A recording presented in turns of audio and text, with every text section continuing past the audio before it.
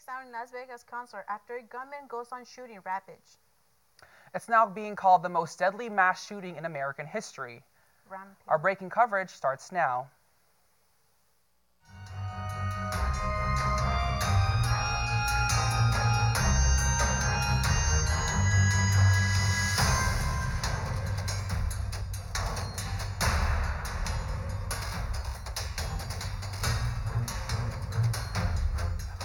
Welcome to State of Events. I'm Lucia Cabrera. And I'm Veronique Kuntz-Ravong.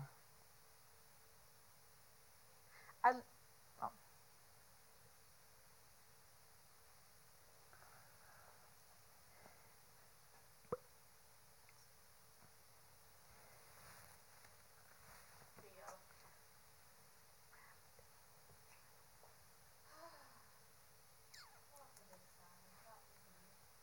got 90 seconds left. All right, everyone, you ready? Okay.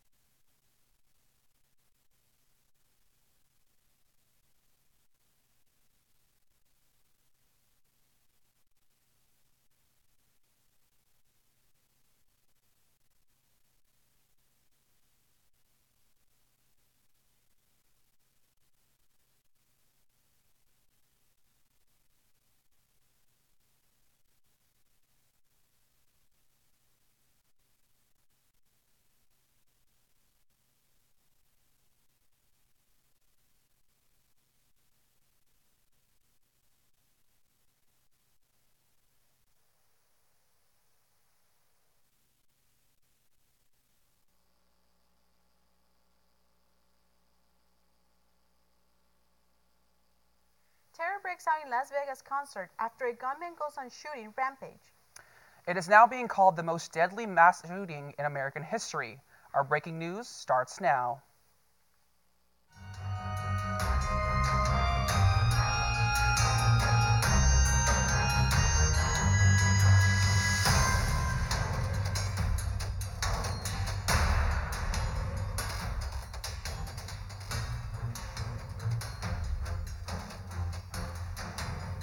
Welcome to State of Events. I'm Lucia Cabrera. And I'm Veronique Kuntz-Ravong.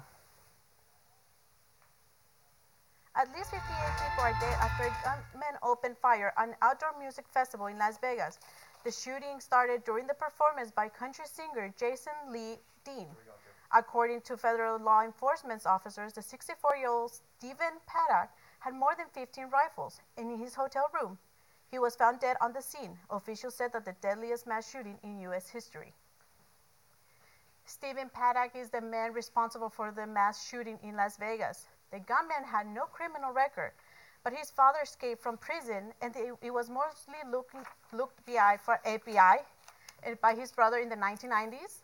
And his brother was believed that he was Stephen Curry and he had not done nothing to do so.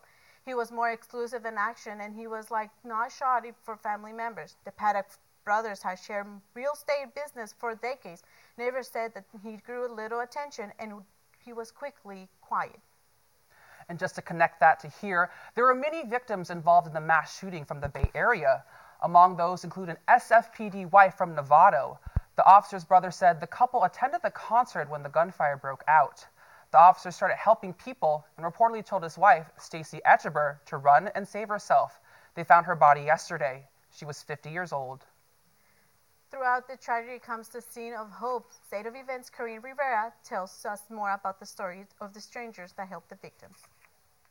As investigators uncover more about the Las Vegas shooting, people everywhere are coming together in support of the victims. We will show them that we will stand together. In Orlando, Pulse nightclub survivors show their support. And we are together. And I want them to know they're not alone. We're here for them, and we can support them on anything they want. The Eiffel Tower's lights are off in mourning of the victims.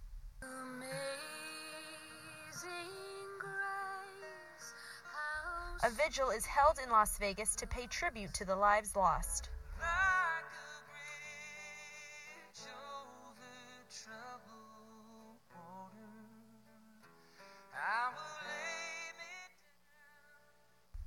People in the surrounding areas are lining up to donate blood. Being able to come out here and help people out, I mean, that's what we're here for. In San Francisco, I'm Corinne Rivera, State of Events. President Trump addressed the nation on Monday morning following Sunday night's massacre. He called the shooting an act of pure evil and raised questions and praised responders for their courageous efforts. President Trump also said the FBI and Department of Homeland Security are working with local authorities on the investigation. He will visit Las Vegas on Wednesday. In the wake of devastation hurricane in Puerto Rico, celebrities from around the world have pledged their support for the island. Later in the show, we will tell you how they're helping with the relief efforts. Our full coverage continues after the break.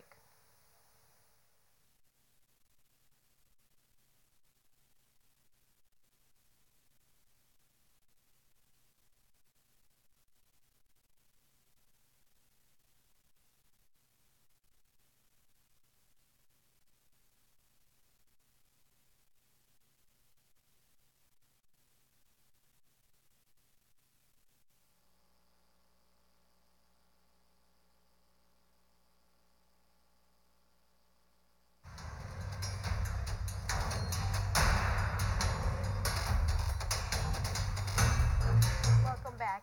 San Francisco parking violators are higher than ever, and Tyler McKinley has the story.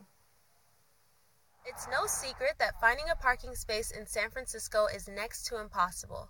Drivers spend more time than they have looking for an open space. Sadly, they aren't solely competing with other drivers. The street cleaning that they do makes it more difficult because they cut off parts of the streets during certain days, like Mondays, Wednesdays, Thursdays, for 2 hours during the most busiest times on campus. Street cleaning, construction zones, meter maids, and limited parking signs are a driver's worst nightmare. Students like Ronald circle around hoping to find an open spot. Parking garages and permits are an option but can be a costly one for some. So, some drivers risk it all. Parking spaces are so scarce that drivers are double parking, blocking residential driveways, and sometimes parking on the sidewalks, and they pay a steep price for such violations. New fine increases took effect July 1st of this year. Ranging from $50 to $875, the city continues to profit off of their lack of space. It's definitely no surprise that traffic congestion is a big issue in the Bay Area, but now there are new numbers to back it up. The Metropolitan Transportation Commission revealed congestion in the Bay Area is up 80%. That's an all-time record high since 2010. Drivers are also spending an average of 3 minutes more in traffic than they did last year.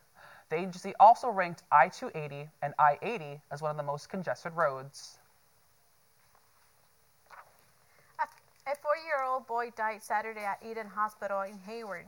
The Hayward police said that the boy was crossing the Fabian Way in Harbor Avenue around 6:45 p.m. when he was struck by the Jeep. The 48-year-old driver remained at the scene and is cooperating with investigation. Witnesses have told investigators that the boy was chasing after a dog that ran across the street where the boy got hit by the car. A gunman on the loose after a robbery in a beauty supply store in Santa Rosa after Monday afternoon. The police said that the suspect was a white male, 30s, wearing a green baseball hat, a green shirt, and dark shorts. They plunged the handcuff and he took off a gun after he pulled a gun in a bag and he took off the money. Police said that if you have any information to contact the Santa Rosa police. A third gender could be coming to California.